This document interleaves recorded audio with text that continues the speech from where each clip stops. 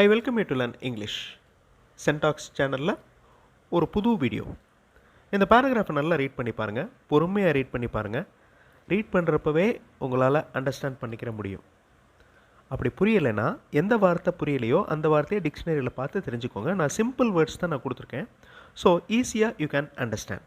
அர்த்தம் தெரிஞ்ச பிறகு அது நிகழ்காலத்தில் இருக்கா, கடந்த காலத்தில் இருக்கா, அல்லது எதிர்காலத்தில் இருக்கா அப்படின்ற இங்கிலீஷ் டென்ஸ் உங்களுக்கு தெரியும். ஸோ வீடியோ பாஸ் பண்ணிவிட்டு இந்த பேராகிராஃபை ரீட் பண்ணி பாருங்கள்.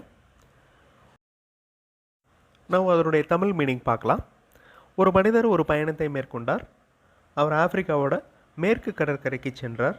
அங்கு வானிலை மிக வெப்பமாக இருந்தது. அவர் அவருடைய பைகளை விடுதி அறையில் வைத்தார். அருகில் இருந்த கடலில் நீந்த விரும்பினார்.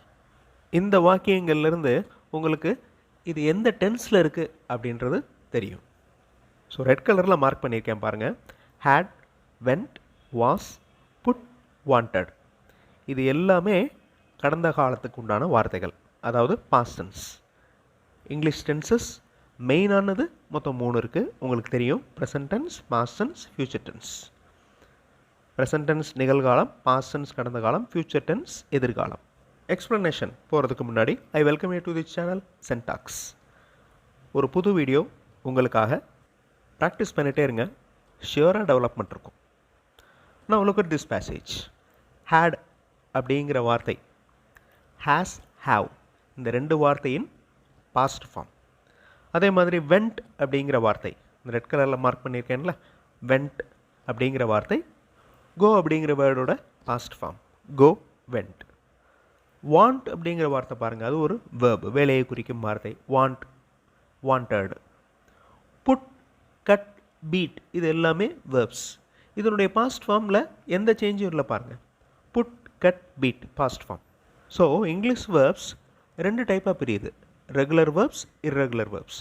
ரெகுலர் வேர்ப்ஸ் பாஸ்ட் டென்ஸாக மாறுறப்ப இடி சேர்ந்தாலே போதும், அது பாஸ்ட் டென்ஸாக மாறிடும். இர்ரெகுலர் வேர்ப்ஸில் ஸ்பெல்லிங்கே சேஞ்ச் ஆகும். கோ அப்படிங்கிற வார்த்தையின் பாஸ்ட் டென்ஸ் வெண்ட், இது மாதிரி. Again look at this passage. இங்கிலீஷில் பேசுகிறதுக்கு நீங்கள் நல்லா ப்ராக்டிஸ் பண்ணிகிட்டு இருக்கீங்க. ஸோ உங்களுடைய ப்ராக்டிஸ் எப்போவுமே வேஸ்ட் ஆகாது. அதில் ஒரு டைப் ஆஃப் ப்ராக்டிஸ் தான் இது. ஒரு மனிதர் ஒரு பயணத்தை மேற்கொண்டார் அப்படின்னு இந்த பேசேஜ் ஆரம்பிக்குது.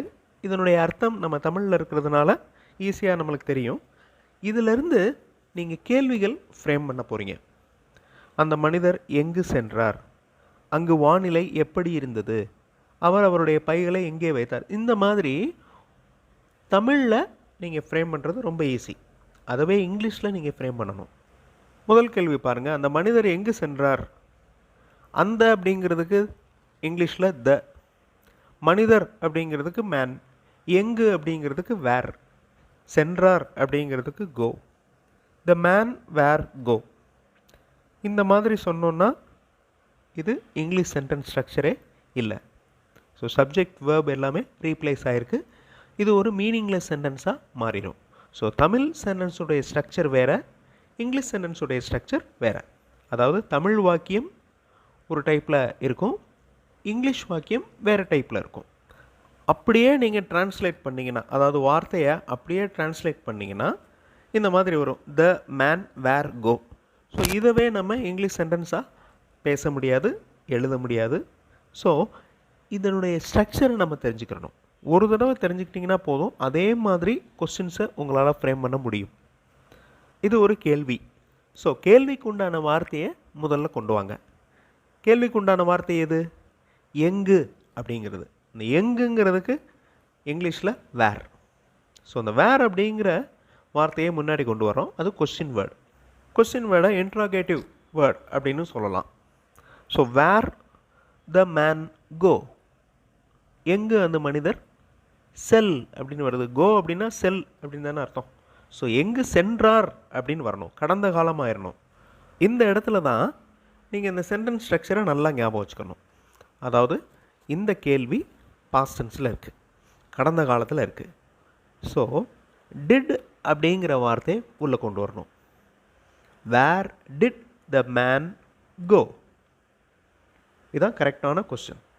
வேர் டிட் த மேன் கோ, அந்த மனிதர் எங்கு சென்றார். டிட் அப்படிங்கிற வார்த்தை பாஸ்ட் டென்ஸை குறிக்குது. ஸோ இந்த பேசேஜ் பாஸ்ட் டென்ஸில் இருக்குது. அதில் ஒரு கொஸ்டின் ஃப்ரேம் பண்ணுறோம். அந்த கொஸ்டினும் பாஸ்ட் டென்ஸில் ஃப்ரேம் பண்ணுறோம். ஸோ டிட் அப்படிங்கிற வேர்ட் வச்சு நம்ம இந்த கொஸ்டின் பாஸ்ட் டென்ஸில் இருக்குதுன்னு சொல்ல முடியும். Where did the man go? இந்த கொஸ்டின் ஸ்ட்ரக்சரை நல்லா அப்சர்வ் பண்ணிக்கோங்க. அடுத்தடுத்த கேள்விகள் பார்க்குறதுக்கு முன்னாடி க்ரீட்டிங்ஸ் எப்படி பண்ணுறது? இப்போ ஃபர்ஸ்ட் டைம் ஒருத்தரை பார்க்குறோம், இல்லை ஆல்ரெடி மீட் பண்ண ஒருத்தரை பார்க்குறோம். ஹலோ அப்படின்னு சொல்லலாம், ஹாய் அப்படின்னு சொல்லலாம். ஹாய் அப்படிங்கிறது இன்ஃபார்மல். ஓகே, ஃபார்மலாக சொல்லணும் அப்படின்னா good morning, good afternoon, good evening அப்படின்னு நம்மளுடைய பேச்சை ஆரம்பிக்கலாம். I am glad to see you. I am happy to see you. உங்களை பார்த்ததில் மிக மகிழ்ச்சி. I am happy to see you. I am pleased to see you. Okay, இந்த மாதிரி ஆரம்பிக்கலாம். Have are you? எப்படி இருக்கீங்க? Fine, thanks. ஸோ அவர் எப்படி இருக்கீங்கன்னு கேட்டதுக்கு நம்ம தேங்க் பண்ணுறோம். How are you? Fine, thanks. And you? And you அப்படின்னா என்ன அர்த்தம்? நீங்கள் எப்படி இருக்கீங்கன்னு அர்த்தம். How have you been? எப்படி இருக்கீங்க? How have you been? Well. And you? அதனுடைய ரெஸ்பான்ஸ் பாருங்கள். Well and you. How are things?